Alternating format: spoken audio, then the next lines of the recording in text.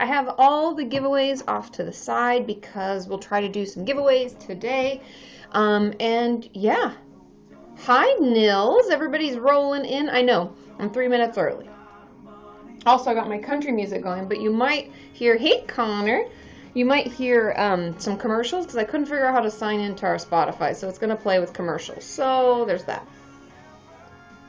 Because if you don't know, I took Sean to the airport yesterday, and he is in Dallas for work, so I didn't have any of his help. But I got the lights set up, and everything is good. Hi, Music Lover Forever, and Ralph, and Hannah, and Shannon, and Emma, and Ahmed, and Sadie Girl, and Kayla, and Ebony Rose, and Joshua G. A lot of people are here. Hey, hey, hey. Hey, Chloe, and Sandra Bobana. I love the names, man. I just can't get enough. Charlotte Hall is here, and Bridget Arndt. Hey, hey, hey. Oh, my shirt says, never underestimate a woman who loves squirrels. It was sent to me by Ooks. Uko, do you remember? You know her. She's on here a lot. Her name on the website is KS something. It's got some numbers. Is Uko here today? I don't know, because I know that she works. I think we might be a little early for her. I don't know. But anyways, isn't it cute? It's so cute. So anyways, this is the last stream on YouNow because I want to take it off the platform. Go other places. We might come back to YouNow every so often, but it'll be a while.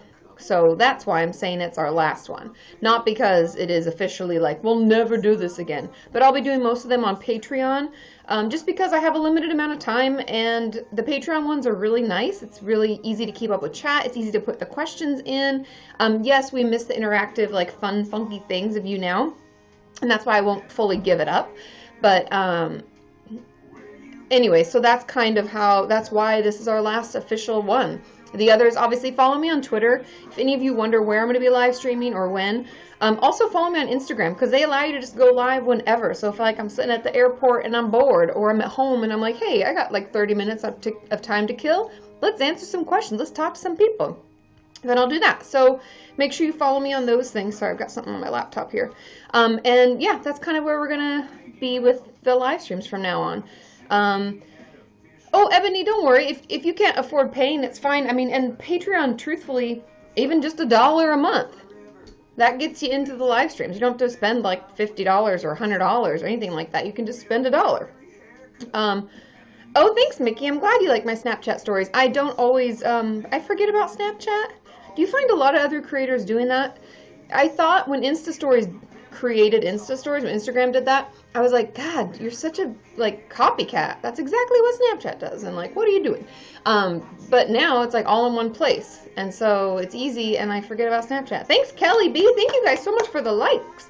And Charlotte Hall, no, there's not a Patreon live stream today. Since this is our last official one on YouNow, an hour and a half of just YouNow, I have to leave at 3:30 because I'm getting my hair did. I'm actually getting it highlighted, which I'm kind of frightened about. I've never colored my hair before, unless you count like sun in.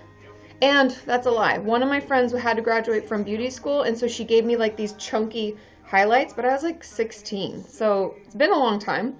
But my hair is kind of looking, and so I'm going to do like partial highlight, whatever that means. Pray for me. So anyways, I have to leave at 3:30 because my appointment's at 4. And I can't be late because, you know, her schedule's tight. And so, yeah. Oh, funny, Shannon. Today's the day we get our hair cut then. So anyways, that's why I'm doing that. Yeah, so that's why I got to leave at 3:30. Because I told all of you that I would do this one much later in the day. Like, we'd do it at like 4 p.m. or something. And I planned on it, but I had my hair cut at 4 and she couldn't fit me in another time. And, life, you know? So, I also have some mail. I went to my P.O. box last week. And I have 3 cards and a package, so I will get that done. We'll go through that at like, let's say 3 o'clock towards the end. We'll guess some people. What kind of goals do we want to set today? Let's old school. Let's set some goals. I have probably, yes, I still have one written down from forever ago. 100K was a giveaway, 200K was a giveaway and a karaoke. 500K likes is 2 giveaways and 5 cards. Do you guys like these? Chloe, it's not my last live stream, and I'll probably repeat this a few times just to make sure people don't get confused. This isn't my last live stream. This is just my last live stream here. Thanks, Kelly B. And I don't mean it to say, like, I'll never be on YouNow again. I love the platform. People from YouNow are super nice, and I really have liked them, and I've enjoyed, like, building this with you guys and trying something new. But for any of you who don't know, and I don't even know if you guys care about this stuff, but in order to get the subscription ability with the little stickers, I had to sign a contract, and it wasn't like I got money from them or anything, but I had to sign a contract saying I wouldn't live stream anywhere else. And because there are so many live streaming platforms, I'd like to be able to hop onto Instagram randomly and just answer questions when I got time to kill, or hop on Facebook Live, or YouTube, try out their new stuff, and Patreon, right? And so that's kind of, oh, you're taking parkour classes, Erin. That's really cool. But anyway, so I canceled my contract with them, and it ended actually January 11th. So that's why today is like my last official live stream. Yes, I'll still come on here periodically, but I used to have to do 4 a month in order to keep like the subscription thing going. So it's the last live stream on here, but I'll do them on Patreon. My goal is to do them twice a month, so like every other week, and I'll try to hit like weekends as well as weekdays, different times, so that people can make them. I know it's hard because of, you know, time zones, but that's kind of my goal. And so I'm going to do that, and then also make sure you follow me on Instagram, because I'll be doing live streams from there. I don't know why, that's just one I really want to try out. So it's not really, oh, thanks, Fred, you're so sweet. It's not that I'm not doing live streams, don't worry. It's just I won't be doing them so often on here. But follow me on Twitter, because I always tweet out, I try to do at least a full day in advance of when I'm going to live stream. So I'll let you know if I'm going to come back on here. I'll let you know if I'm going on Patreon. I'll let you know. All that stuff. Thanks, Jodkins. Woo woo woo. And so, Ryan, I'm not doing a Patreon live stream today. Later, I may do one on Friday. It depends on how much I get done. I have some videos I have to edit. There's like 8 of them that are waiting for me. I also have, I'm preparing, this is kind of cool, I'm preparing some videos to help out other creators deal with burnout. It's like a wellness thing I'm putting together, so I prepare those videos. Anyway, so if I get enough done, then I'll try to do a Patreon one on Friday. Stay tuned for that, though. And it'll be probably in the morning. I'm sorry, but I have to go pick up Sean from the airport at like 1 or 2 in the afternoon, so it'll have to be like early. Okay? So, Sophie P. Burnout. I know. Hey, Addie Davis. Oh, hey, Pat. Do you guys remember Pat? Pat and I walked to the Hollywood sign, kind of. We never made it, but it was super fun. Super cool. Anyway, so yeah. So that's kind of giving you just a rough idea of what to expect. If you're not a Patreon patron, you can hop over there, check it out. Like I said, just $1 a month. You can join the live streams. And I may do one on Friday if I have some time. So I'll tweet about it. I'll also post it on Patreon so you know. Yeah, that's enough about me. Time to talk to you. What kind of questions do you guys have today? Do you guys see Pat? Do you follow, have you guys watched his channel, Life Noggin? Super cool, super educational. He's Blocko. He's the voice of Blocko, the little, you know, white blocky guy that you see. They put out a video recently, I don't know what it's actually called, Pat. It's like, why is it so hard to get to sleep? Or why is it hard to sleep? Something like that. Anyways, I loved it. Watched it a few nights ago. Really, really good. Of course, Pat. So go check out Life Noggin. It's a really cool channel. I've learned all sorts of stuff, like what's in the rainforest, different weird birds and animals, and all sorts of like crazy creatures and things that we have in the earth. So it's really cool. Check out the channel. It's called Life Noggin, just like your noggin, Noggin. Check it out. Sean is in Dallas, you guys. I'm sorry. DJ Sean is gone. I have some music playing in the background, but then I couldn't sign into our Spotify, so it's playing commercials. You know, sometimes you gotta just make it on your own. Okay, let's get into some of your questions. And yeah, okay, so Baxter, is it Big Joel Baxter? How do you keep stress down during prolonged exposure therapy? Ooh, good question. For those of you who don't know, prolonged exposure, yeah, that's why the country music is on, Bethany. And I don't apologize for my musical tastes. Prolonged exposure therapy is a treatment that they use when we are struggling with processing through a trauma. Because if you remember, exposure therapy is when we have like a stressful response, like whether it be dissociation, where we like feel like we're watching ourselves or we're out of our body. We can have a panic attack. We can be re-traumatized. We can go through a flashback where it feels like it's happening again. When we have all of those things going on for us in our regular everyday life, the only way to kind of make that go away is to process through the trauma by exposing ourselves to the triggering situations. And I know all of you just hid behind pillows and you're like, that sounds terrible. I hate it. But the reason that it works is because if we can find ways to calm our system down and manage the stress and anxiety or whatever comes up, the flashbacks and what have you, if we can find a way to bring our system back down, then that means that if we encounter those triggering things in our life, then we can manage it. We like don't feel so stressed out about it. Sorry, that song is bad. I gotta get rid of it. Okay. And so that's why it works. Does that make sense? So that if we come into contact with those things again, we know how to manage them. We can like manage our stress so that it doesn't get too much. Okay. Then prolonged means that we keep ourselves in that like stressful situation or triggering thing for longer as we try to process through it and calm ourselves down. So instead of removing ourselves from it, we will work on our techniques and tools in the moment. Does that make sense? I hope you're following along. So that's what prolonged exposure therapy is in a nutshell. There's a lot more to talk about, but that's just kind of to give you, thanks Brett the kitty cat. Woo woo woo. So anyways, it really works and it can be super beneficial. And the best way, honestly, to answer that person's question, the best way to manage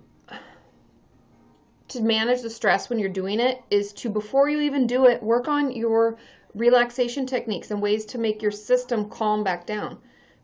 Because I find that like not all therapists spend enough time doing this, and it might be because we tell them that we feel fine or, oh, we are soothed, but when we're in a triggering situation, we don't feel soothed at all. We feel terrible. And so we need to give ourselves the opportunity to work on a relaxation technique. So we're like building a new muscle, and we need to make sure that when we're in a shitty place, we're able to pull out that thing and use it, make ourselves feel better. And so tell them that it's happening. Tell them the stress is getting to be too much. You'd like to work instead on your relaxation techniques and soothing skills before you go back in. Cool? Okay, I hope that makes sense. Let me know. Thanks, Tony Perkins. Woo, woo, woo. Okay. Am I moving to Twitch? Pat is asking. I am contemplating Twitchdom. Could I call it Twitchdom? I actually want to try out Twitch. I know many of you already enjoy, of course, Baxter, I hope that answer is helpful. I know many of you already enjoy Twitch for live streaming and stuff, and I know they're expanding past just gaming, because, I mean, I don't really play video games. I know that if I did, I, like, wouldn't be able to stop, so, like, for my own ability to keep being, you know, I don't know, keep doing my job. But yeah, I'd like to, Twitch sucks, you guys think?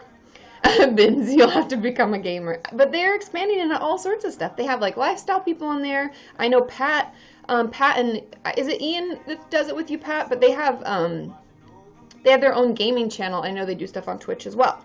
Oh, Ooks is here. Did you see I'm wearing your shirt? I'm wearing your shirt. So anyways, I don't know anything about Twitch either, Sophie. Only recently have I like dabbled, but you know, we'll learn together. If we decide we want to do that, we'll learn it together. Okay. Shashari, that's an interesting question. Oh, geez, Louise. The Levi. Thank you for all the likes. Thank you. I couldn't help it. Sorry, guys. Okay, Kitty Screams sent me a message, says, getting help terrifies me. Advice? It's always scary. Anything new is going to be scary. If we don't know what to expect, we're scared, right? Because it's unknown. Unknown is fucking scary. That's totally normal. But I always tell people, I think I've told you guys this a bunch of times. It's like, if we know that the situation we're in, we kind of know, oh, Pat says we're launching a new show soon. It's not just gaming now, creative type talk shows, education is growing there. Cool. But, yes, Aaron P., it's never as bad as you think it's going to be. And I always tell people that, like, we know what we're doing now, where it's going to get us. It's going to keep us in the same shit place we're in, right? It's predictable. It might be bad, but it's, like, predictably bad? ? However, the unknown could be really fucking great and could be totally worth it. And since we already know what the path we're on, where it's going to get us, it's nice to try something different, right? Thanks, Pat, for the likes. And so even though getting help and reaching out can be really terrifying, it can be scary to share with someone how we truly feel. It can be really frightening for us to admit that we do have the problems we have, all that stuff. But people are trained and they spend their whole lives working to better help people like you. So know that even if you're scared, it's okay to be scared. You can go into your first session and say, I'm just really scared and I kind of want to cry, but I also want to scream and I kind of want to run away. That's okay to say too. There's no right and wrong way you have to act. And know that it's okay to feel how you feel, but trust me, no one regrets getting proper help. So reach out now. I promise we're not as scary as you think. And first sessions are never as bad as we think it's going to be. Yeah, and therapists are people too. Exactly, Rebecca. And Rachel Ray says, I couldn't imagine my life without therapy now. Me neither. You know? Okay. Now, somebody was saying, Jen has a question. How do you relax from being a full-time student? You have to give yourself breaks. I've said this before that like the human brain can only focus in chunks of like 30 to 45 minutes. And it's a range because everybody's different. Everyone's going to have a different level and ability to focus. Also, a lot of it depends on have you eaten recently? Did you sleep well? All that stuff. So taking all that into consideration, 30 to 45 minutes, you're going to need to take a break. And then during those breaks, we need to do a little bit more self-care. Because if we don't take care of ourselves, I've been talking about this forever. But I am still reading Brené Brown's book, Braving the Wilderness. If you haven't picked it up, pick it up. I love it. That'd be like a dream collaboration. Me and Brené Brown. Oh, but in her book, she talks about inhale versus exhale. And so if we're always putting out energy into school, right, Jen? So let's say school's really fucking stressful. It's terrible. We hate it. So much work I have to do. So many pages I have to write. We're expelling all this energy. But we have to take... sorry, I got a message. I'll read in a second. We have to take stuff back in and fill ourselves back up so we can inhale back the energy that we're putting out. Otherwise, we're like trying to pull water from a dry well. We just can't. We don't have it. And so even though school can feel stressful and we're like, I don't even have time to take a break. You always have time to take a break. Yes, Daring Greatly and Rising Strong too. Those are other Brené Brown books that are really great. Thanks, Sarah. Woo, woo, woo. So make sure that you're breathing in as much as you're breathing out. And even if it feels like you don't have a break, this is what I was getting to, you don't have time to take breaks, the amount of time you waste when you haven't taken a break, meaning we're not as productive when we don't take breaks, so we waste time without realizing it, it more than makes up, like taking the break more than makes up for itself. So don't think that we don't have time, okay? And I will be guesting. Yes. Thanks, Sarah. So I hope that kind of helps you guys. Okay, and Ukoninkora, did I say that right this time? Maybe not. Probably not. She says, it's a fine shirt you've got. I think it is a very fine shirt. Thank you. Okay. Oh, good, Olivia. I'm glad that was helpful. Yes, exactly, Ryan. Ryan Kyler says, work for 45 minutes and take a 10-minute break. Completely and totally. Okay. Sophie P says, how do I find out what my core values are? Hard therapy homework. Totally. Okay, so this is a good question. Core values. Did she give you anything to start, or is it just like, what are your core values? ... And you're like, oh. I always try to break things into different chunks, meaning I'll have a chunk about relationships in my life, or like work in my life, or, okay, sorry, I'm all over the place, but my brain is like jumping around because I think something that could help is like thinking about things you're willing to compromise and not compromise. Okay, she says, well, in relation to me, friends, family, in relation to the world, okay? It helps me to consider things I'd be willing to compromise on, because then you'll run into your beliefs, okay? And so things that I'm willing to compromise on, let's say it's like where I live, where I couldn't compromise what I do for a living. I've learned that. I've had some shit jobs and I've hated it. Remember I was in sales for a while to help like pay all my student loans and like pay for my wedding? What a horrible job. No offense to anybody in sales. I'm just speaking personally. For me, doesn't feed my soul, made me feel terrible. So I can't compromise on what I do. So that would lead into one of my core values, Sophie. If you take some time and think about, like, why is that something I'm not willing to compromise? Well, it's because I place a lot of value on helping people and feeling fulfilled. So I feel like a career should be a give and take as well. Like, I'm putting stuff out there, but I also feel fulfilled by what I give. Does that make sense? And so think about it like that, Sophie, and see if that kind of opens it up. Because the compromise component, I don't know why, it just helps me better realize my values, because often we don't even know. We don't know if we're not thinking about it or we're not asked. And so, yeah, give yourself a chance and let me know if that helps. Thank you, Riley. Woo, woo, woo, woo. Okay, and we do have the cowbell. I also have t-shirts that we need to give away. Take out your earbuds if you're having headphones on. Ready? Woo! Haven't had the cowbell in a while. Thanks, Go To Marjan. Okay, and Geeky07. Yay, yay! I can hear my upstairs neighbor's home, and she's probably like, what? Although she knows I live stream, so whatever. And I told her, I was like, if you hear a cowbell, it's me. Because, I mean, we don't live in the country, so that warning was helpful. You're welcome, Katie. I know, we have a ton of t-shirts that still left to give away, you guys. Ugh, look at it. I got them in a nice bag to keep them clean. Do you guys remember these? These came out, our last t-shirts. Empathic Badass. I'm thinking this might be our next type of merch. Have something to do with Empathic Badass. Oh, Malik is asking, is it Malik or Malik? Have you ever tried EMDR? I personally have not tried EMDR myself. I don't really have, if you like that, mother cat, I don't really have a trauma in my life that I have worked on in therapy. However, EMDR can be super beneficial. Oh, you're wearing that tee today? I love it, Sarah. Thanks, Kitty Screams. Aw, thanks, Shannon. So EMDR, yeah, Katie K is saying EMDR really helped her. It's been amazing for people. It can give our brain another chance to reprocess through like what's gone on and any trauma we may have experienced, whether that could be, a bunch of those little T's we've talked about, or things that happened in like so far in the past that we don't think they bother us anymore, but they do. If you wonder what EMDR is, I have a video about it. You can search on YouTube, Kati Morton EMDR. I'll tell it, it tells you all about what it is. It's essentially like following someone's finger across, like back and forth, or tapping or hearing things, buzz in each ear, or buzzers in our hands. And they call it, oh, thanks, Sophie P. She linked the video.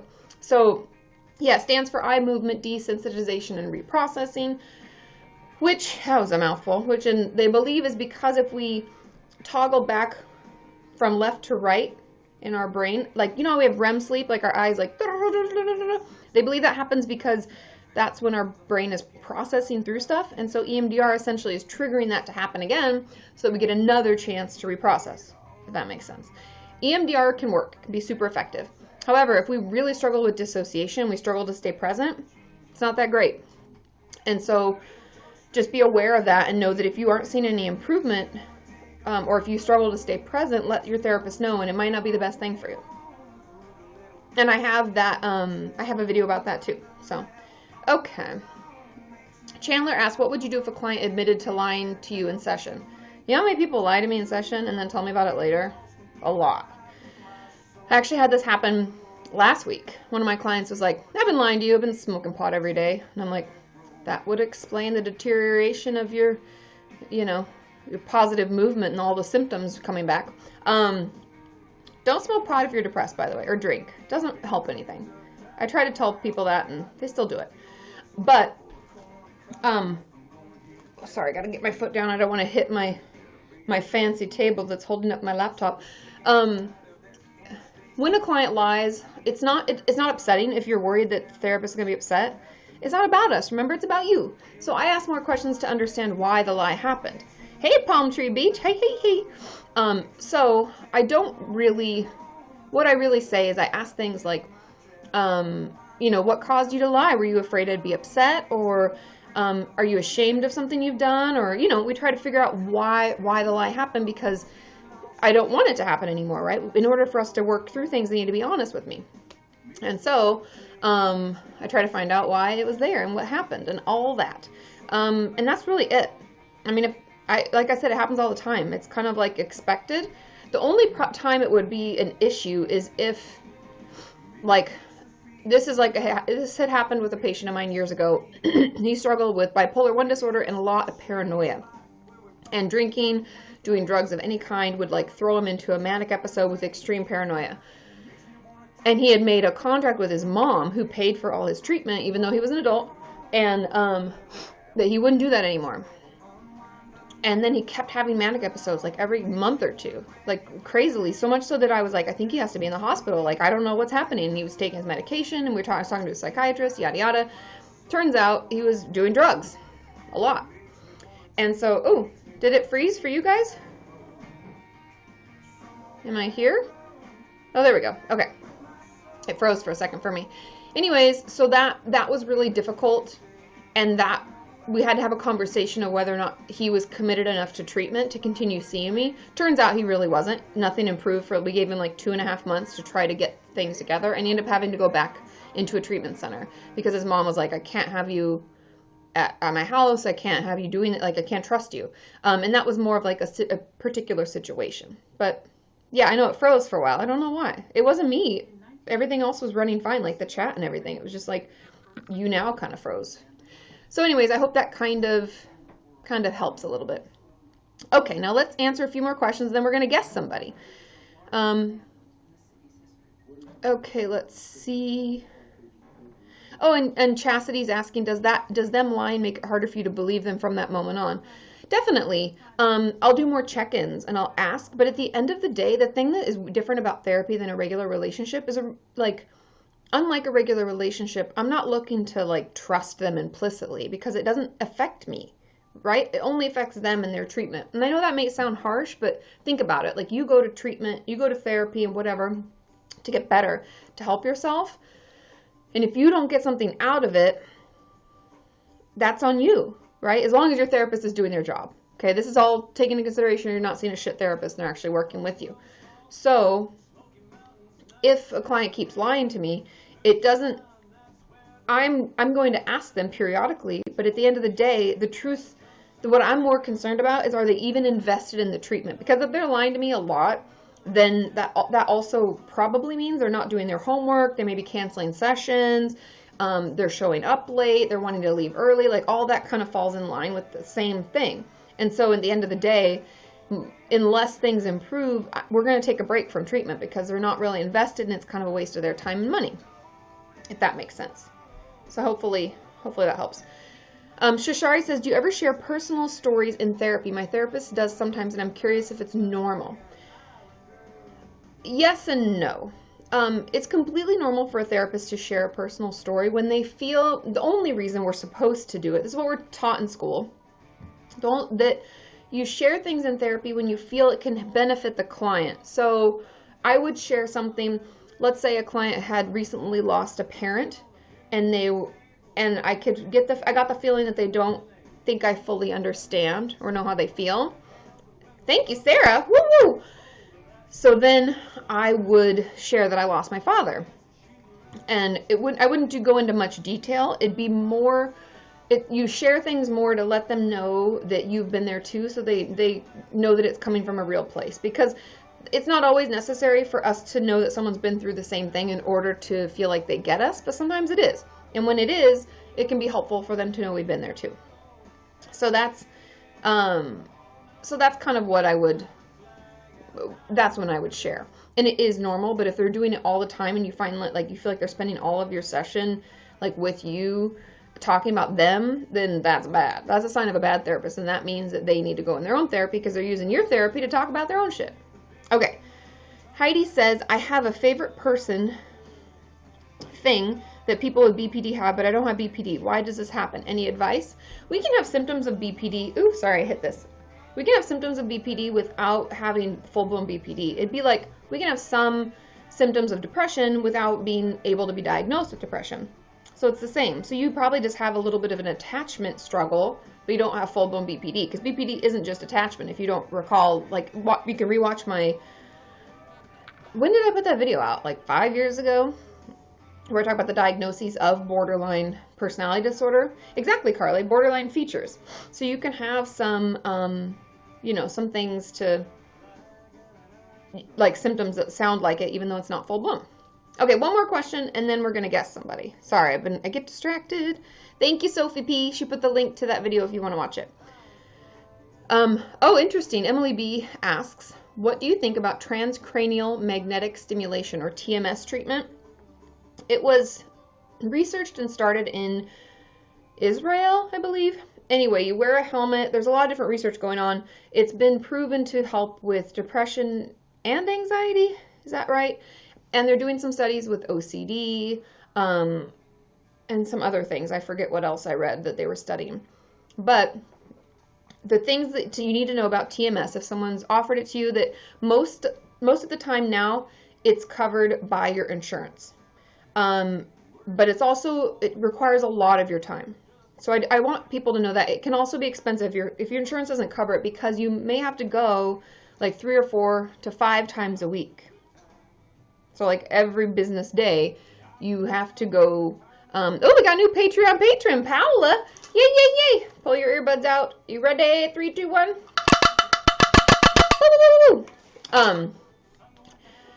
So TMS takes a lot of time, and it can cost a lot unless your insurance covers it. So those are things you should always check into. But what it does is just like it sounds, transcranial magnetic stimulation. There are magnets that are placed in certain positions on your head to stimulate certain parts of your brain. It's supposed to help neurons that have died come back to life, or to parts of your brain to kind of slough off the old dead bits and regenerate and get blood flow there, and just kind of help your brain heal and create new healthy pathways that make you feel less depressed or less anxious, etc. Yeah, exactly. Give it a reboot. Oh, Cornflake Girl did it. She said I did TMS, but it was a ton of work every day and for ages and ages and really tingly. Yes. Try saying that. I know, right, Katie? Try saying that even one time fast. And so it is kind of just a reboot. I've had patients who've loved it. I've had patients who didn't help. It can be just like a very bizarre like sensation. So know that it's okay for you to kind of feel like, oh my God, what's happening? And a lot of times I'll have like the places that I've had my patients go, they have like a TV up and you're watching like Netflix. You get to pick a show you want to watch or something, because it's like 30 minutes. So yeah, it's getting better. It can be really helpful. It's just another treatment option, something you should look into if you're interested, if something else hasn't worked, if you don't want to try medication. That's why a lot of my patients have tried it, because they don't want to be on medication, which I totally get, or they've had bad side effects. Anyway, so those are kind of my thoughts. If you want more information, let me know. Oh, and Shannon says EMDR has been helpful with her past memories, and that's good to know. I think that's really good to know. Oh, we lost her. It cut out. I hope you can hear me okay, Bethany. Let me know if you missed any of that. But I think that hopefully you guys heard like what that cycle of abuse is, because I think that when we're in it, we have trouble seeing out, and we think, oh, they apologized and they didn't really mean to, and it can be really, really hard. And so understand that it's never okay for someone to hurt you. Even if that's emotionally or physically, it doesn't matter. It's never okay. And so the sooner we report, the better. Yeah, I'm not sure why it cut out, Bethany, but it just all of a sudden you went away. But let me know if you need me to repeat anything, okay? But get some support people in place. Have a plan of where you're going to live and ways to make sure that you're kept safe, and then go report it, okay? And make sure you bring a supportive person when you go to report, because in my experience, police officers and stuff are not always that nice. They're doing their job, and I get it, but it can come across really offensive, and they can ask questions we're maybe not ready to answer, or we didn't think they're going to answer, or ask us, I mean.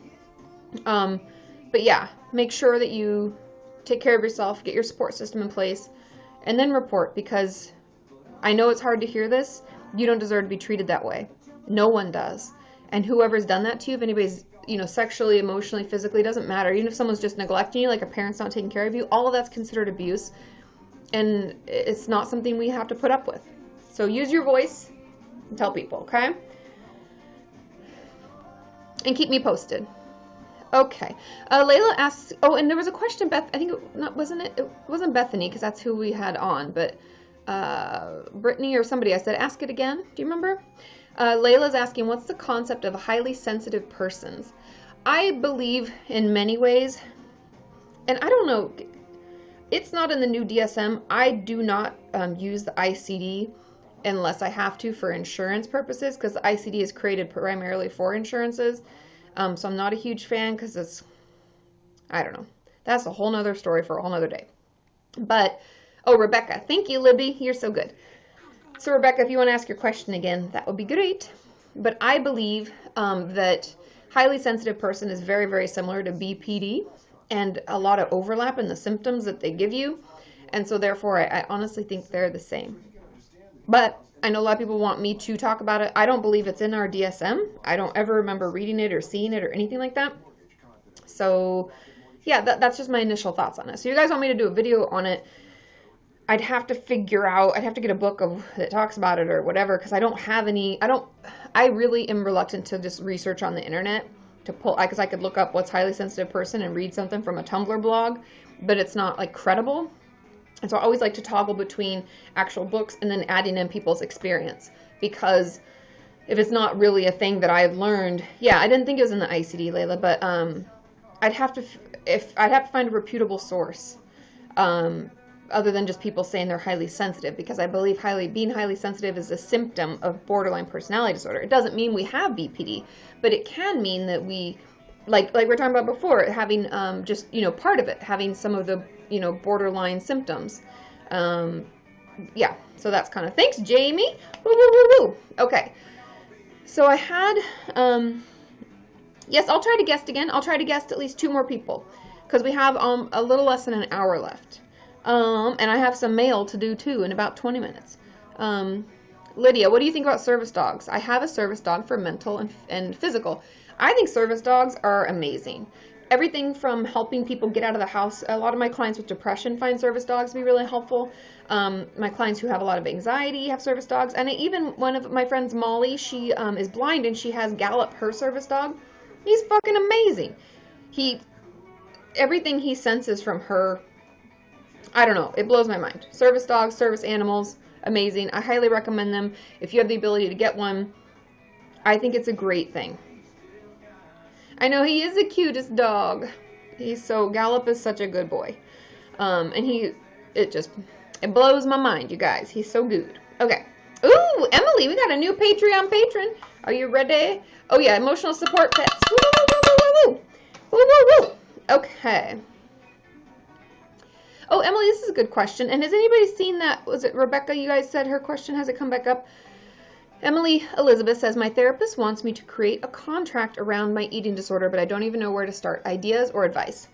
When I create contracts with my clients, they're for various reasons, but it's all about them keeping, like, not a promise, but it could be a safety contract, like, I will do these things before I even consider harming myself. When it comes to an eating disorder, I'll have them talk about like what steps they'll go through before they engage in the eating disorder behavior. And then I'll also add in some goals for that week, just because I don't want it to feel like a strict contract. I want it to feel like we're working together to feel better. And these are some things we're going to try to do. And so, yeah, that's kind of where I would start. What are some things that you would be willing to try and do before you engage in the eating disorder behavior? Like, some of my clients, I have them journal, or I have them do an impulse log, or I have them reach out to someone. I have them text 2 friends and then wait 30 minutes. There's a bunch of different things that we can do to help us. Sorry, my nose is really itchy. But that can hopefully kind of help get you started. Let me know. Let me know if you need more things, but that's kind of what I do. And then I have them sign it with me. We work on it together. Thanks, Emily29. Woo-hoo! And then what happens if you break the contract? Nothing. It's just like, it's kind of like another added thing that we put in there to keep us safe and to keep us considering our recovery and trying some tools before we engage. It's not like anything happens. It's more just like we're trying to put together a safety plan or a procedure you go through before. Yeah, accountability. Exactly, Ashley Basta Volleyball. And so I think that, bye Taylor, have fun. So yeah, anyways, that's kind of, those are my thoughts on it. Nothing really happens, but it's just good to put together, because it also is a good exercise for your brain to consider what you should do instead, before engaging in that. Shannon is asking, stopping anxiety surrounding therapy. I think just talking about it, being honest in therapy that you're very anxious. If you struggle to open up and say anything, I've said this a million times, it's like writing it down, bringing it in. If you're able to email your therapist, I don't believe therapists should respond via email that often, by the way. I think that's a bad like boundary issue. But I think, and Amy says a safety plan has helped her. And so anyways, oh, there we go. Okay. So I would, I've got Rebecca's question. I'm going to try to keep the thing here. What was I saying? Now I got completely distracted, you guys. Oh, but anxiety in therapy, writing it down, reading it in therapy, telling your therapist outside of therapy, if you can email, letting them know, sending it that way. And then maybe I would encourage you, if you can, write it down or email or whatever, tell them you'd like to spend the first 5 or 10 minutes just calming you down. I've done that with clients too, just doing some breathing exercises together, some guided visualizations. Those can help calm us down so we can feel a little bit better able to engage. Okay, into Rebecca's question. Thanks for being patient, Rebecca. Sometimes I forget to breathe, you guys. I'm like, because I'm talking too much. She says, what's the best type of therapy for dissociation? If I have panic and anxiety attacks, I usually dissociate after, and it's annoying. It's very common. Dissociation, if any of you don't know, is kind of like our brain pulling the ripcord. It's like, I'm out of here. This is too much. Ah! And it like floats us away. It's a safety. It's like a protocol, safety protocol. So it like removes us. Hi, Paige. And so anyways, it kind of pulls us out.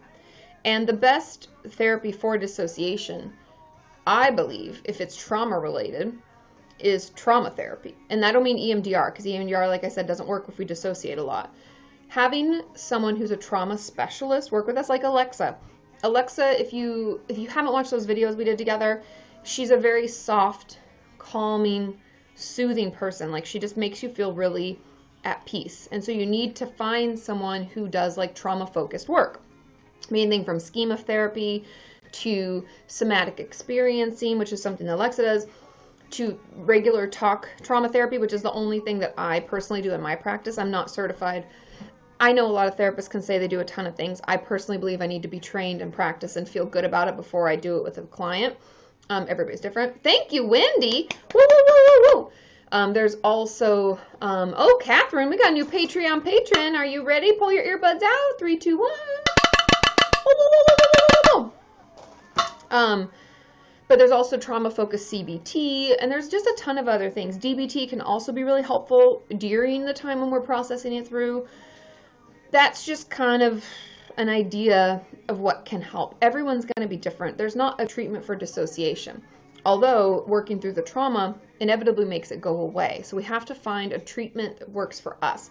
I've even had patients who really like, what's it called, family sculpting work, where we like pretend, we like put people around a room to make them, it's best in groups, but people will find that really helpful because it helps them describe what happened and why that person was so terrible and why they're placed over there and doing that. If you guys haven't heard about family sculpting, you can just Google it. It's just interesting type of a therapeutic technique for groups, and it helps us kind of explain our family to people and helps us, I don't even know how else to explain it, but it's another way to express it which can feel less triggering.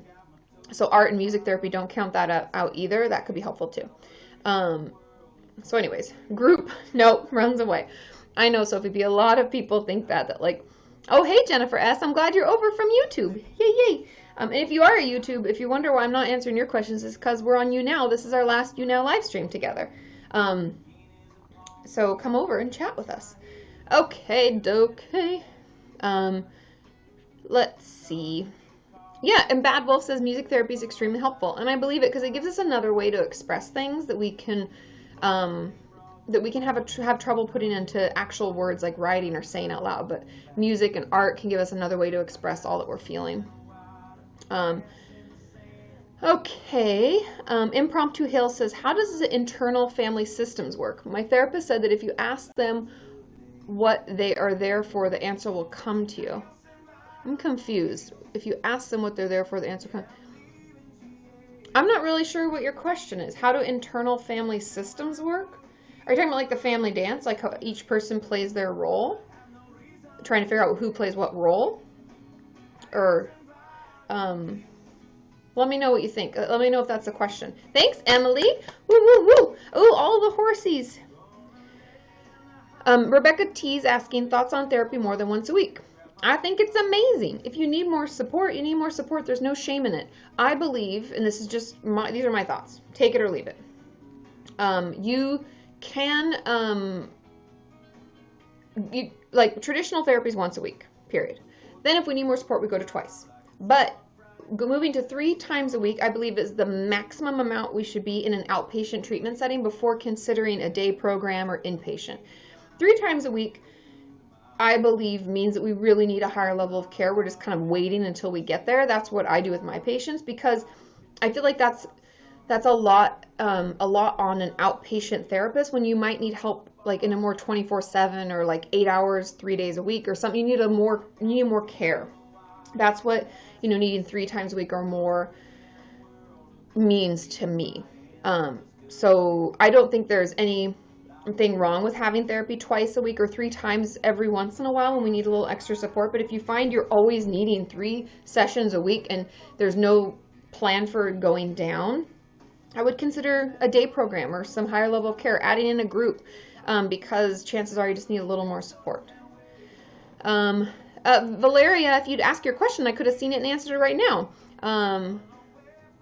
I haven't seen it. I'm just one person. I'm trying to read through as many questions as I can. Wesley, every other week it's fine.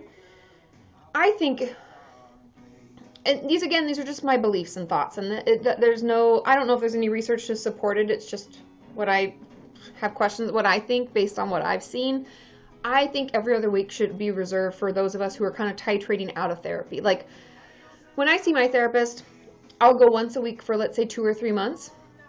And then for the last month, I'll go every other week, and then we're done, kind of. Like I'm kind of going down because I'm functioning better and I don't need to talk as much. There's really not much to talk about. Like my therapist and I, every time we end, she always says, so I don't really think we have anything to talk about, do you? And I'll be like, nope. And then I maybe go one more time and we're done. So I believe that we should be in therapy at least once every week because there's so much to talk about. Oh my God. Especially when we finally get to reach out, we can have so much we need to talk about, and 7 days is a long time. So, I mean, those are just my thoughts. Again, I know it's not always available to all of you. Many of you told me that in the UK. Thanks, Emily. Woo, woo, woo, woo, woo. Oh, yeah. Exactly, Wesley. It can be expensive, and financially we can be held, by what we can afford and what we can do. And I get that. Every other week, Wesley, is better than not at all. And so I just make the most of those sessions. I would even consider to ask, hi, Allie Bye. It says you're here. Hey, hey, hey. In Charlotte Hall. And Forever Traumatic. I would do what I can, but I would even potentially ask your therapist if they would work on a sliding scale or do an hour and a half. I'd negotiate. I know it's hard for us to push, but sometimes we got to push. When my dad first died, and you're at work, Allie. I love it. I love it. When my dad first died, my first therapist was retiring, and I was starting to go to another one, but she was too expensive for me. I remember, I think she charged like $175. I was like in college. I'm like, oh my God, that's like 3 days of work for me. And so I used to, I negotiated with her. I was like, I don't know how long I can afford this. I have this much money. I forget how much I'd saved up. Let's say like $500. Can we make this work for 3 months? Can I just write you a check for $500 and I see you for 3 months? And she was like, yeah, sessions 1.5 hours. Yeah, I've done double sessions. I've done 1.5. I know, expensive, Sophie, right? And so anyways, I told her this is what I have. Will you see me for that amount of time until I feel okay? And she was like, yeah, I'm comfortable doing that. And so essentially she probably saw me like 8 times, which meant it was less than $100, but she got $500 in a go, and that was all I could do. And you can negotiate, be a little pushy. So yeah, she wasn't comfortable going down to what I could afford because I think knowing it was short-lived and it was an arrangement for just that period of time is why she said yes, looking back. Because she's like, well, I have this slot open. I'll do it for 2 months. I'll take that amount of money. Because their time's valuable too. I totally understand. As a therapist, I understand it's hard. There's a lot of hours that we work outside a session, all that stuff. But anyways, I hope that kind of helps. I'll stop rambling. Yeah, Ben's, mine's like about that too. I think my one now charges $150, but with my insurance, my copay is $70, which I mean, there were times I felt like, oh, so much money, but I always feel good about it, and I always feel better when I go. So Rachel says, anorexia recovery, increasing intake but losing weight. My T says this is normal in the beginning. Your thoughts? It is normal in the beginning. You know how I had that video, Rach, that I did for Mal Rain about, like, what was it called? Like, not uncontrollable hunger, but feeling extra hungry in recovery. What was it called, you guys? Do you remember? Extreme hunger in eating disorder recovery. That's what it was. Oh, Sadie girl, you are lucky. Oh my God. Hi, Speedy Life. So anyways, extreme hunger in recovery happens for the same reason you're losing weight. When our body's trying to heal all the damage that has been done, I know that sounds like I'm trying to scare you, but we know eating disorders do damage. It does. Thank you, Sophie P. Woo, woo, woo. So, because our body, I don't know, Awkward Strawberry, I think I remember all the titles just because I'll even remember what I wore in some of them. I think it's because I edit them, and then I work on the thumbnail with Sean, and then I put it out, and then I'm in the comments. I think it's just because I see it a lot. I don't know. Weird waste of memory space, if you ask me. But anyways, yeah, Bethany's saying she got really hungry for the first 2 to 3 months because your body's trying to heal all the damage we've done with our eating disorder, and so it needs extra energy to do that. And when we give it, it automatically disperses it to the areas. It's like we need to regrow some of these nerve cells because those were damaged. We need to work on the muscle of our heart and regrow that. We need to give energy to our brain because we haven't been functioning fully. All these things that it's been waiting to do, it finally gets the chance to do it. And so then we often lose weight right away because that energy has been, it's almost like our bank account is in the red. And so when we put that money or that energy or food into it, it's already depleted. So we're not really gaining yet. We're not in the green. So keep giving it the energy / food and know that it will get better. So I think my body went into the what the fuck is this phase? Totally. But anyways, I hope that kind of gives you an idea of why that's happening. I'm yawning because I'm talking too much, you guys. I think that means we need to have another guest. I'm going to drink some water. I'm going to answer Tony Perkins' questions just popped up. I know the chat is fast, Ebony. I agree. Whew, that made my eyes water. Whew. Sorry, Sophie. I know my brain needs air. Exactly. I need to breathe. Okay. I don't know why I do that. Oh, you like my glass, Charlotte? I liked it because it's kind of retro. Doesn't it look kind of retro? They're plastic or acrylic or whatever. I got them from Amazon. Good old Amazon. Thank you, Rebecca H. Woo, woo, woo. Somebody just asked if I reached out to Dan Howell about a collab. We have, when he did his depression video months ago, let's say like 3 or 4 months ago, he told me, he's like, I'll let you know whenever I'm in LA, and you let me know whenever you're in the UK, and we can meet up or whatever. And so, oh, good, Meteor Flare. Yum, yum, yum. So hopefully it'll work out. Hopefully we'll be able to get together and do a collab. I'll keep you guys posted. Obviously, if I'm going there. Oh, hey, Jennifer A. Thanks for subscribing. Woo, woo, woo. But the YouNow subscription is ending, so you can cancel it because this will be our last live stream here. I don't want you paying every month for me when I may not be on here that month. So you can go over to Patreon and put your $5 there and know that I'll be doing around 2 live streams at least a month there. Okay, so Tony Perkins says, could you talk a bit about autism? And the truth is, yes. I'm always reluctant to talk about autism a lot. Oh, Palm Tree Beach, I'll answer that again. I'll talk about it after this. I'll get into the live stream stuff. And I'll talk about that Awkward Strawberry, don't worry. So with autism, I'm not a specialist, so I'm always a little reluctant to talk about it because I do believe that when it comes to the autism spectrum, you should see someone who specializes. I used to do floor time back when I was first in training. It wasn't for me. It was something that I didn't enjoy as a professional. Loved the kids, but dealing with like the parents and the first diagnosis, it was just really, it was a lot. And the center, I didn't really like. I don't really think the treatment that they were offering was good enough. And so it was it was really hard for me. And really frustrating because I just come out of school and I felt like there's so many tools you're not using and you're doing this and that's clearly agitating the children and you can see it. And so anyways, just something to keep in mind that Exactly, Rebecca. There needs to be more than just floor time. She's right, but I won't get into that. Either way, it's important to know that you need to see a specialist because, oh, what do we got? We got a snow globe. Okay, pull out your earbuds, everybody. Woo! Allie B coming in hot. Yay, yay, yay. Woo, woo, woo, woo. I don't even think we've seen that one before. Yay, yay, yay, yay, yay. I love snow globes. Anybody else love a good snow globe? I love it, Allie B. Woo, woo, woo, woo. Thank you, thank you, thank you.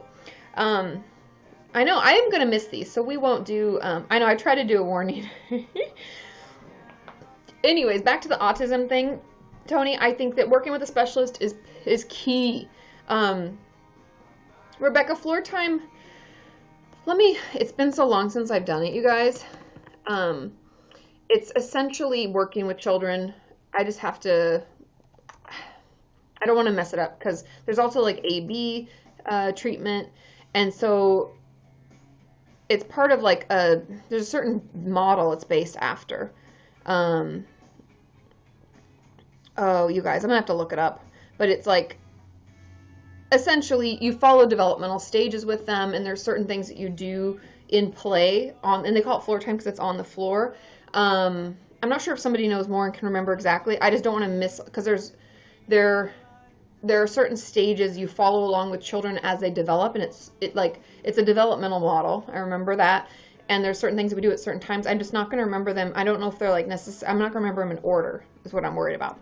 But it's best in conjunction with other treatments. Floor time on its own, just like I forget who it was saying, it's not like research doesn't support floor time being beneficial unless it's paired up with something else. And so anyway, so that's kind of, you have to look it up for more information, because like I said, I'm afraid to misspeak on it. But anyway, it's a developmental model. It's like play therapy, and you work with them through certain things based on the stage that they're at. So based on their developmental stage, you might help them learn how to share with others, or changing of, like something we worked with a lot. I remember there's a period of time with my kids where we were working on like transitioning. So from so right now we're doing finger painting, let's say, and next we're going to move, it's snack time. And the transitions are really hard for them. And so you work to help make that better, and like letting them know in a few minutes we're going to have to transition. We're going to go to have a snack, so we're going to have to put this down. I won't get into it, but anyway, it's not good on its own. It needs other stuff too. But with autism and on the autism spectrum, working with a specialist, going at your own pace. And there's also great books available. I encourage people to look on Amazon and read some reviews on books about being an adult that was diagnosed, or autism as an adult, or being a parent of a child on the spectrum. Like, all those things can be super helpful.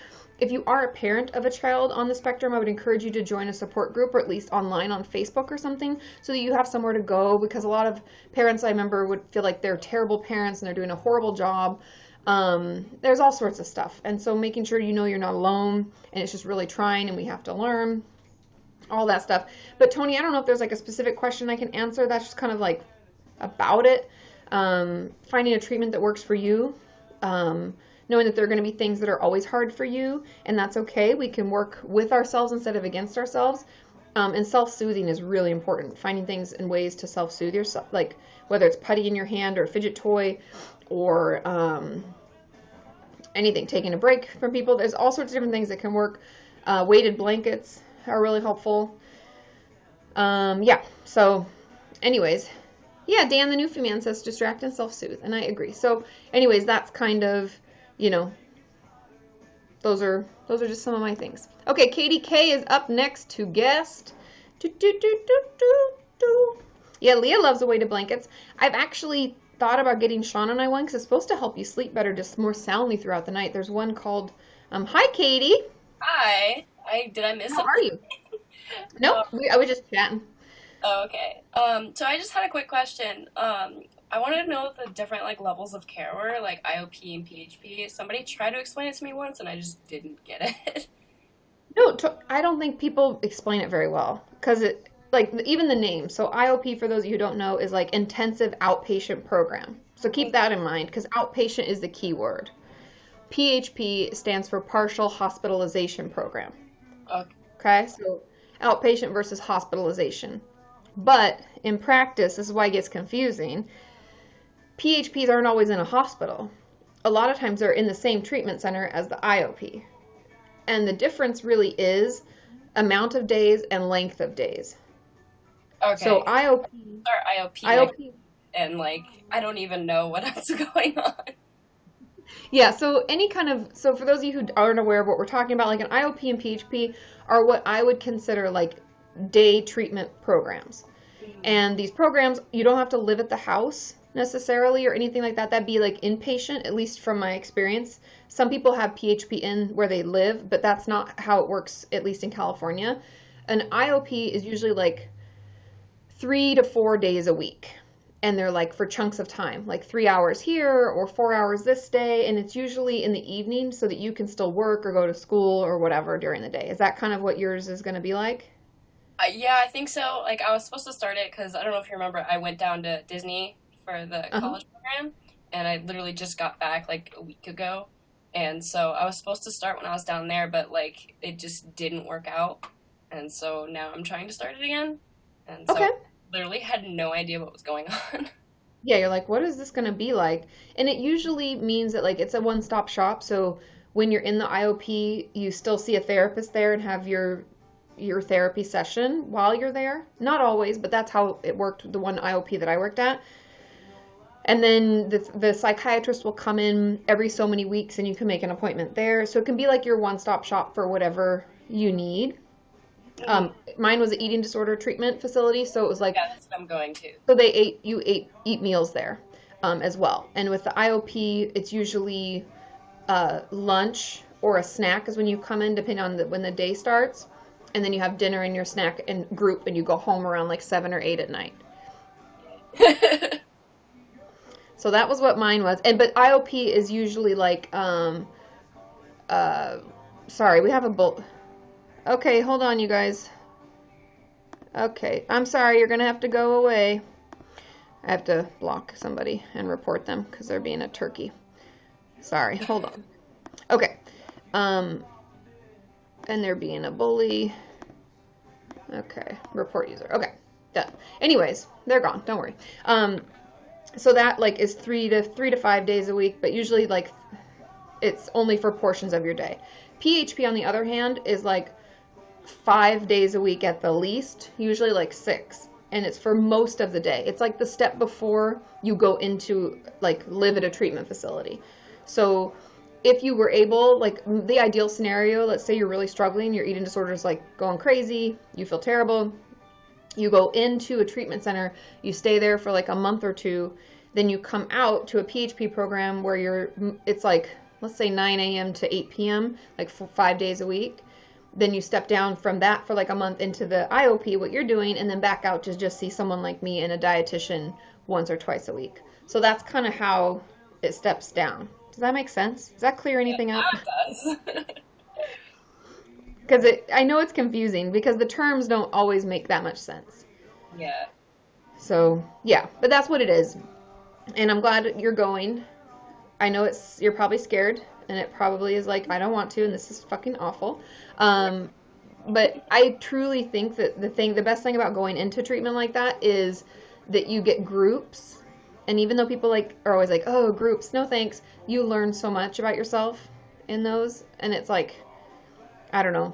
It's really, I kind of miss working in a treatment center just because like all that shitty, tough, like gritty work we don't want to do happens there. And it's just like, it's such a magical time. So take advantage of it as much as you can. Be as honest as you can. And it can be really, really helpful. All right. Well, you could come work at mine. That's fine. Where are you at? I'm up in Connecticut. I'm going to Center for Discovery up in Greenwich. We have a Center for Discovery over here, not even like a mile from my office. I've referred a lot of clients over there. They have a great program.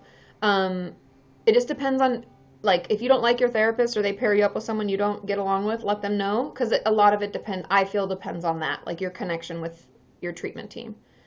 So yeah, keep me posted, but they're really great. All right. Thank you. Of course, Katie. Good to see you. Bye. Doesn't she have a great name? Katie's a good name. But yeah, hopefully that makes sense, you guys. I know that the treatment, like, levels are so fucking confusing. Also, sorry that someone, what's happening? I'm sorry we had a bully in there. And I tried to get rid of them. Who says she's so mean? Who's being mean? Is someone being mean?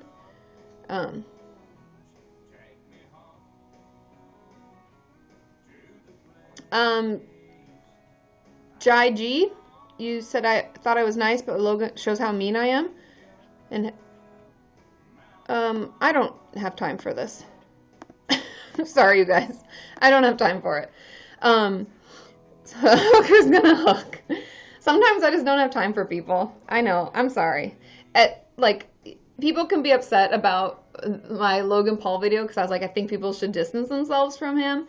But this isn't like the first issue. This isn't the first time he's been a total careless and an asshole. I'm sorry, not sorry. So anyways, just blocked them. That's fine. I know I got time for that. I know I'm like, I get it if people are like offended or something, then that's fine. But like, you don't need to attack me. I know I'm so mean. I didn't even say it how I wanted to say it. I even edited out a part where I was like, well, he's just a fucking asshole. Sean's like, you can't do that, Kate. That's a little intense. I was like, he's acting like an asshole. So, okay. Let's see. I know, some people, I'm like, why are you even here then? Okay. Oh, thanks, Pearl. And I mean, I'm sure, like everybody, I'm not perfect. I don't pretend that I'm like never, not perfect. But anyways. Oh my god, I didn't see that awkward strawberry. She says, yeah, did you see that Daddy of Five guy posted Logan gets a second chance, but he doesn't? Rolls eyes. I know. Like, why do people feel... I'll just bitch about this for just a second, because I know that it's time to do the mail haul and stuff and, answer some more of your questions. But why do people who hurt others... Because I'd agree that Logan Paul and Daddy of Five both hurt other people. They hurt people by their actions. Why do we need to compare them? You're both acting like garbage. Do better. Do better. Also, Daddy of Five was like abusing children. Not to like, but you had to remove your videos because CPS came after your ass as they should. I give this many fucks for either of those people. Okay. I don't like people who hurt others. I'm sorry, not sorry. Okay. Let's, what is this? Oh, this is stuck. Oh, it's from those bracelets. Okay. Let's open some mail. Are we ready? Are we ready to open some mail? I'm ready to open some mail. I've been excited. I got this the other day, and I was like, I was ready to open it up. Thanks, little Dutchie. And you guys know that you can always call me out. I don't take offense from people saying things like, hey, that's not my experience, or I think this. But when people are like, you're being mean and stupid, that doesn't really get us very far. That's not really communication. That's like leading down the path of bullying, and I will not be bullied. Okay. Oh my god, you guys. Is this not the cutest thing you've ever seen? Police department, bad Santa. That cat does look like a bad Santa. This is from Karen. Yay, yay, yay. This is so cute. It says that the eggnog got the best of me. That's what it says. I know, right? Use your words. Exactly, Vince. I totally agree. Thank you, Karen. This is so cute. So cute. Okay. Let's see. Oh, thanks, Geeky. It totally Nazanin. It is like fighting with a child, and I just don't want to engage with people like that. That's why when I saw that person, I was like, we only have a half hour left of our live stream. Let's enjoy it, and I don't want to deal with people like that no more. Okay. Oh, I know who this is. This is an old-time viewer, Jamie. Yay! So if you guys don't know, Jamie Loud, I don't know if she's been on one of these. I mean, the chance of her being on here are probably really slim. She's one of my, OG viewers. Anyway, and she updates me once a year with how she's doing. So very cool. Thank you, Jamie, if you're watching this. I'll try to post online so she can see it. I'll get into some more questions in just a second. Oh, do you still have it, Dan the Newfie Man? You guys remember he got my postcard when I sent it from Amsterdam, and then I remember Mel Rain scared me because she's like, I think you put that in the wrong bin, because there's first of all, it's in Dutch, and then it said Sean and I decided, we deduced based on what it said, that one was for international and one was for local, And I thought I put it in the right one. She said I put it in the wrong one, but it made it. It made it. Hooray. I remember that. I still have that. That's such a funny photo, too. I love that. Oh, that's so cool. Oh, my goodness. Oh, my goodness. Laura, you didn't have to do this. Oh, my goodness, Laura. She gave us a... Wow. Oh, this is so cool, Laura. I'll read the rest of this, but she says, every year at the end of the year, my husband and I like to donate to charities or groups that we like to support. And so she wants to donate to us. Wow. Thank you, Laura. That's so thoughtful and sweet of you. Oh my God, thank you. I'll read the rest of this later, but wow. Thank you. That's so sweet. You didn't have to do that. Happy to do what I do. Oh, Sharky Blue, you can send me whatever you'd like to the address. It's in the description of all my videos. 1223 Wilshire Boulevard. Is Laura here? She was here earlier. I saw her. That was just so sweet. Wow. Like, because I always want you all to know that there's no, you don't have to give. Like, a lot of you are like, I can't afford to do this, or I can't afford to be a Patreon patron. That's fine. Like, nothing will change for you if you can't. Like, you'll still have access to all the videos, all the resources on my website, the chat on my website. You have access to most of the stuff I do. The only thing that's ever limited is the Patreon live streams, which if you just give $1 a month, you can access those. And then there's reward tiers based on what you can give. But you don't have to give it all. Don't ever think you have to. Oh, thanks. Oh, it's Mother of Cats. That makes so much sense. I won't read it all, obviously. I never do, because I feel like people, there's a little bit of privacy. But thank you. Well, thank you. That was just, that's just very kind of you and so thoughtful. Yes, I do, Laura. Is that Laura that came across? I know it's not the Mother of Cats Laura, but the other Laura. She asked if I do I talk one-on-one to people. I do. My Patreon patrons and I, there's group hangouts. At the $100 a month level, we do group hangouts, and we get to catch up with each other and see how everybody's doing. And then, so that's kind of cool. And I like to check in on people and see how all that stuff is going. And then at the other tier, at the $250 a month, we do hangouts one-on-one, and we do them each month, and it's really cool. Okay, so this is from Megan. Megan has been asking if I'd gotten this, and she was so excited when I received it. So it's through Patreon, Laura, my Patreon page, and that's how you can look. But, again, no pressure to give, no pressure to do that. That's how it works. That's when I do the one-on-ones. Okay, so Megan says, Katie, I found this at Zia Records, and I thought about you. Love your videos. They've helped me a lot. Hope you enjoy. Megan. Are you guys ready for this? That's awesome. Fuck off, I'm coloring. Unwind with 50 obnoxiously fun swear word coloring pages. I honestly, these are amazing. I'm right, you're wrong. Look at this. Oh my God. Megan, this is, what the fuck? This is awesome. I love this so much. Rejected. Some of them are pretty tame. Whatever. Does anybody remember this? This is gonna age me, but whatever, major loser. Do you guys remember that? Child of the 80s here. Get out of my face.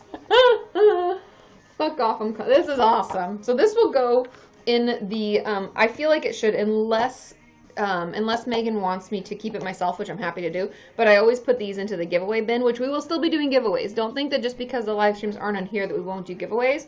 We'll have to figure out a new plan for how we do them, but I still want to give away something each live stream. I still would like to do that because I think those are super, super fun. And I still have a whole bunch of shit in my bins that are waiting for you.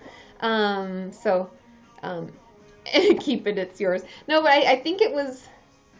I'm not sure if it's for me or if it's for the giveaways. So, thanks, Stallman Nicholas. Woo, new subscriber.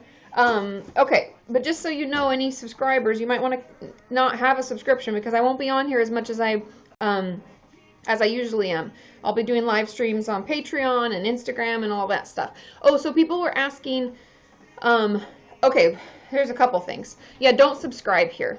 Cancel your subscriptions. And I'm sorry, I know some of you are new and like subscribing now. So let me go into, and we have 15 more minutes left. So the questions aren't done now, Kim Davis. Don't worry. I'll still try to, okay, perfect, Sadie girl. Well, at least you still got this one then.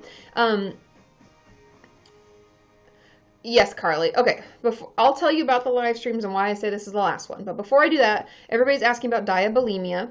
And diabulimia is, if you don't know, it's when you withhold insulin or give yourself a lot of insulin because you're diabetic. And if you're struggling with diabulimia, you need to see a doctor ASAP, because messing with your insulin levels can send you into a coma, can really mess up your body. You can do irreparable damage to your organs, and it can kill you. So please, please, please see a doctor immediately. Even take yourself to the hospital. Anything to keep yourself safe. And please work closely with a doctor who specializes in the treatment of diabetes, as well as a dietitian, so you can understand, and I would also encourage you to see a therapist so you can understand why it is yourself. I don't like the term diabulimia because I honestly believe that it's more of like a self-harm thing and a way to hurt yourself when you're having, it's a way to cope that way. And so anyways, that's my advice. Please see someone. Okay, let's see. I think we have someone else coming in. Sorry, I don't have time for that person. Okay. Anyways, I know. Exactly. Okay, so that's that. But then when it comes to live streams, many of you are wondering like, hey, because this is when I tweeted this out and like shared this video or this stream, I said this is my last stream on YouNow. It's not that I'm never going to live stream on YouNow, but I don't want you to subscribe because I won't be live streaming on here each and every week. I'm going to do live streams on Patreon. And so the $5 you'd spend here each month, you can put it over in Patreon and you'll get the live streams there, which honestly are a little easier to manage. It's easier to get your questions answered. It's easier to have people guest, and all that stuff. And then also I'll be doing Instagram live streaming because I can just hop in for like 15, 20 minutes or whatever, answer some questions, chat with you guys, share something I like. And then that's available for 24 hours for you to watch because it goes into the stories, which is kind of cool. And I'll be doing Facebook Live, just so make sure you follow me on all the platforms. But Twitter is where and Insta stories usually, but Twitter is primarily where I let you know where I'm going to be live streaming. And it's just because I want to try out different platforms. Like Pat had come in earlier and we talked about Twitch. I don't know much about Twitch, but Pat is a huge fan and he's a good friend of mine. He's like, you got to check it out and it's really cool. And some of you told me that, do we have another troll? Why do they keep being in here? I don't even know who this is. But anyway, let me know if there's a certain person because I keep trying to like get rid of them because the same person. I can tell by the way they write. Anyways, oh, and Robbie, Patreon is a way to support, because most of what I do, if you don't know, is I create mental health content on YouTube. I put out videos twice a week, and Patreon is just a way to support creators. They don't have to be YouTube based, but it's a way to support creators that you like by donating monthly. Or at least that's the way mine is set up. You're charged on the first of the month. I don't charge you per video or anything like that. A lot of people do that. That's not what I do. And there's different rewards that you get according to the level you're able to give, or the amount you're able to give, sorry. But just at the dollar amount, becoming a Patreon patron at all allows you access to the monthly or the bi-monthly live streams on there. So that's kind of how that works. So anyways, is there somebody? Oh, the person, okay, busted. I'm looking, you guys. I can't find them. Anyways, you guys. Okay, so. Oh, I see. Okay, got it. We're all good. Anyways, and then the live streams on Patreon, accessing them is through the Crowdcast is the, what do you call it, the platform that they use. And the reason that I chose that platform is because the only other option is YouTube, and it can limit the amount of people that can view it, and I just don't like that. And then you have to access it through a private link that I have to send out.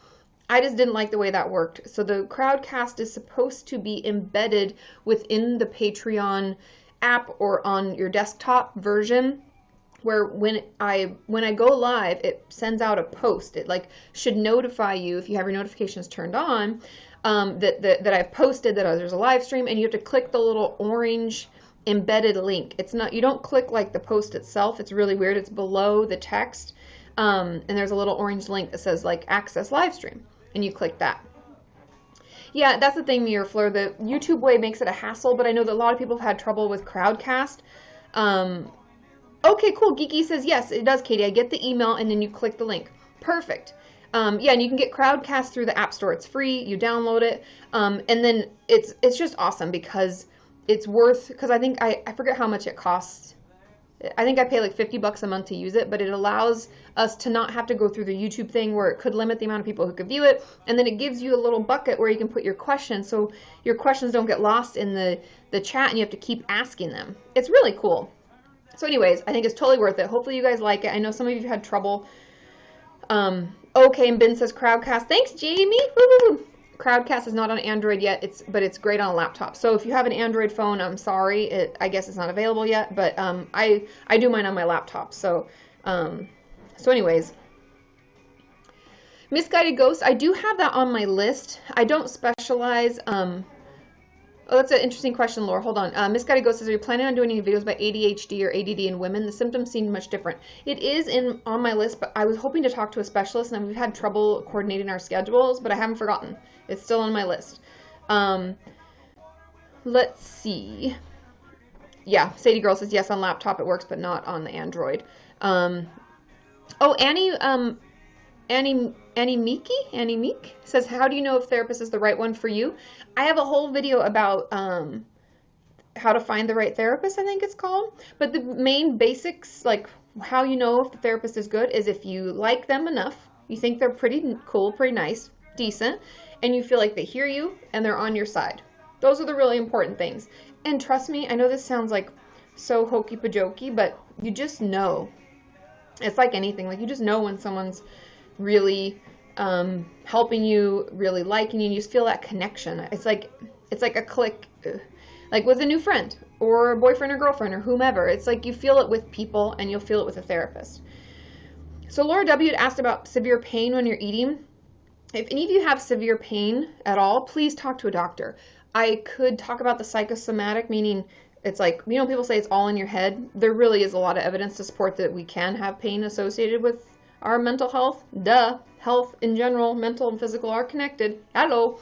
But if you're having severe pain, please talk to a doctor. You're like, bye, Julie P. Thanks for hanging out. Yes, exactly, Music Lover Forever. She says you feel like they already know you. Totally. And Sarah to the hashtag hokey pajokey. I like it, you know. Of course, Arabella. I'm glad that, is it Arabella maybe? Not Arabella? I never know. Yeah, get medical help. Ben's is saying so too. Oh, Sean he's in, ooh, sorry, I kicked the table. He's in Dallas. Oh, bye, Emily. Thanks for hanging out. I'm glad you're able to stick around. We've got 7 minutes left, so thanks for hanging out for most of it. I'm glad you're able to pop in. Okay, yeah, and therapists do not judge. You shouldn't feel judged. You shouldn't feel like you have to prove yourself. I have videos about how to find signs you're seeing a good therapist and signs you're seeing a bad therapist. Watch both of those. Should give you a better idea of what to look for and what to look out for. Yeah, he is in the snow, Sadie girl. I had to make sure he packed all his woolies. He's not really going to be outside much because he's filming. He's filming some interviews and stuff, so he's going to be inside in an office building. But he comes back on Friday, so yep, exactly, judge-free zone.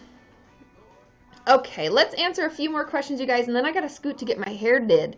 I'm kind of nervous. I hope my hair doesn't feel like hay, because as weird as this is to say, I have extremely soft hair, and I've always liked it that way. So I hope it doesn't turn my hair into hay. Pray for me. Also, I've never really spent money getting my hair done like that. I get it cut every 2 or 3 months. No, more like 3 months, 10 or 12 weeks. So yeah, I don't know. Kind of nervous. Okay, but I'll do before and after, and I'll take pictures and videos during, so you guys can kind of follow along. Because I don't know about you guys. I love Insta stories. My name is Katie, and I'm an Insta Stories addict. That's how I feel. I enjoy following stories of people, getting to follow along in their day. Oh, Jennifer, I'm getting highlights. So it's not like a weird dye color or anything. My hair is just, you can't really tell because I have the lights on. Do you see how dark it looks? And you can see like the summer blonde is here. Yes, and so if I ever am able to, okay, Laura, good question. I wanted to do lavender for a long time, but one step at a time, you know? I also feel, I still struggle with the fact that, like, I do need to look professional. I still see clients in my office. Given it's my office, I can do whatever I want, but I want to be taken seriously, and it's my own thing, because I wouldn't care if my therapist had purple hair, but some people might. Oh no, Becky D, pull it out. So no neon green, no, exactly. But Julia, your question, what could the pain be caused by? It could be a lot of things. I can only speak from the therapist side, so psychosomatically, if a lot of my clients who have an eating disorder will swear that when they eat, they have the worst stomach pains of their life. Yes, refeeding can be very painful. We can be really bloated, and all sorts of stuff can be happening like that. But there's also like the component of the anxiety that's built into us having, like, struggling with it, and the anxiety that comes from, oh, Sean is texting me. He's saying, how's it going? So it could be refeeding. If it's eating disorder related, that can cause the pain. It could also just be like your digestive system getting back on track, but it could be the anxiety and the eating disorder itself almost fighting against you, because our brain is really powerful. If we believe we're sick, we can make ourselves sick. And people always say, like, oh, well, it's in your head or blah, blah, blah. But the truth is, even if it's in our head, it's still real to us. Our body still feels that way. So don't let anybody tell you just because it's in your head it's not real or relevant, because it's still fucking relevant. And that means they need to get you different treatment. Sorry, I get really fed up with people being like, well, it's all in their head, so they just need to, like, stop thinking about it. And you're like, that's not how it works. That's not how it works. Okay. But yeah, so that's kind of what it could. I thought about strawberry blonde, you guys. So anyways, I hope that kind of helps, but please see a doctor, because we want to rule out the medical issues and things.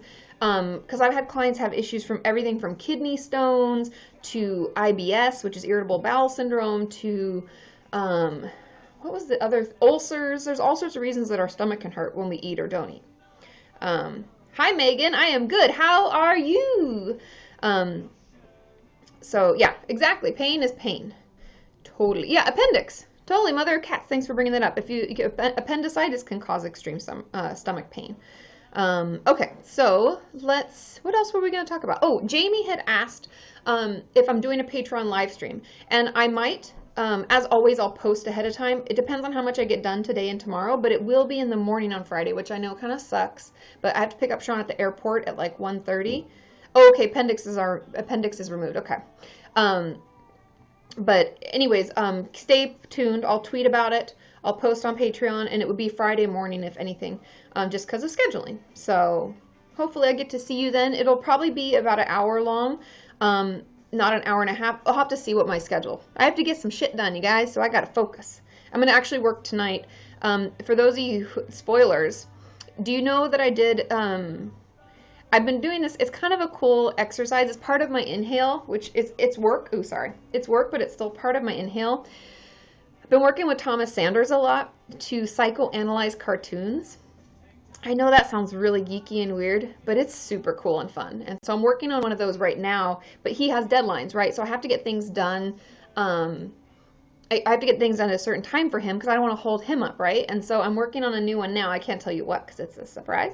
But so I already did Steven Universe. That's the one that we did together. And it's a really long video that it's on his channel. These are all on his channel because it's just, in a way that kind of just allows me to just be a participant. I don't have to be the person in it.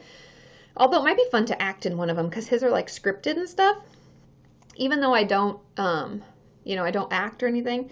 But anyways, I think it's super cool.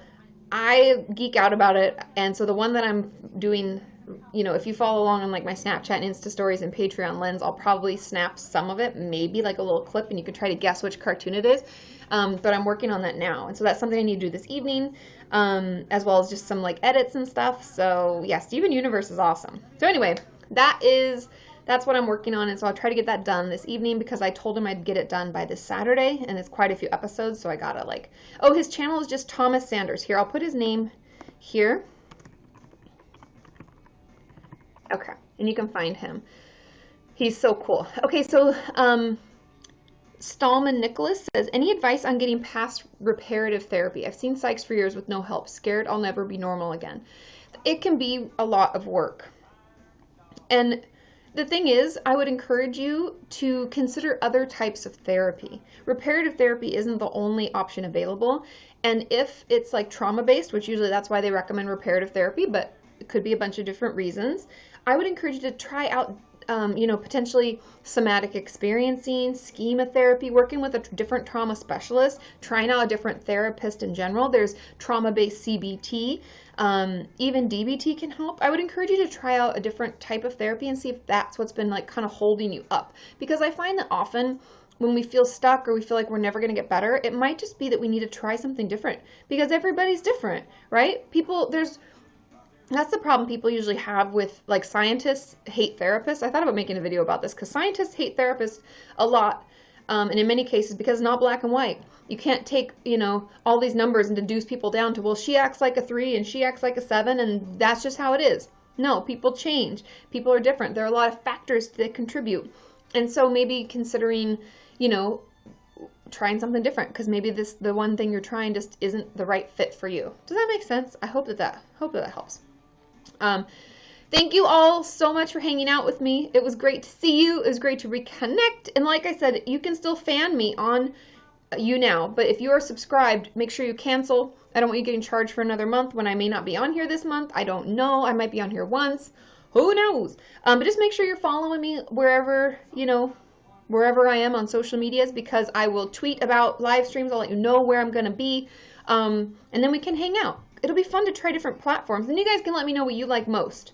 But I think I might just be a free agent for a while where we just kind of pop around because it's kind of cool to try different things. And that means that I can just kind of do it willy-nilly, especially the Instagram one. Pretty cool. Okay, I love you all. Thank you for watching. I'll also Instagram my hairs. I hope it goes well. Okay, love you. See you soon. Bye.